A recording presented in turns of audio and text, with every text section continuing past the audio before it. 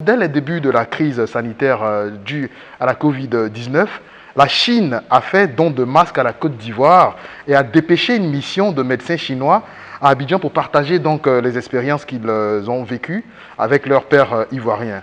Plus d'une année après, est-ce qu'il y a eu d'autres actions de la Chine en faveur de la Côte d'Ivoire, notamment dans le cadre de la lutte contre cette pandémie? Je voudrais dire qu'après l'apparition de la pandémie de Covid-19, la Chine et la Côte d'Ivoire ont fait preuve de grande solidarité et ont travaillé ensemble dans la lutte contre la pandémie de Covid-19.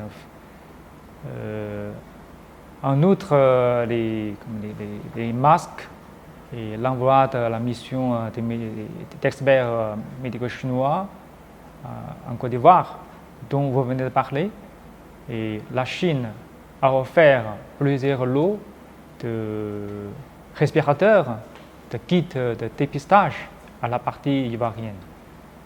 Aujourd'hui, les ressortissants ivoiriens en Chine peuvent se faire vacciner gratuitement, bien évidemment sur base volontaire.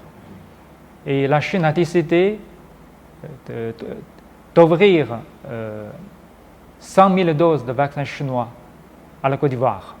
Très bien. Justement, dans le cadre donc, de la vaccination, la Chine a-t-elle participé, oui ou non, au dispositif COVAX de l'OMS? Et quel est aujourd'hui votre regard donc, sur cette initiative mondiale? L'initiative COVAX est une bonne initiative. La Chine soutient cette initiative et y part activement. Nous avons déjà décidé de fournir 10 millions de vaccins chinois à cette initiative. Et le premier lot de ce don est déjà sorti de la chaîne de production le 31 mai dernier.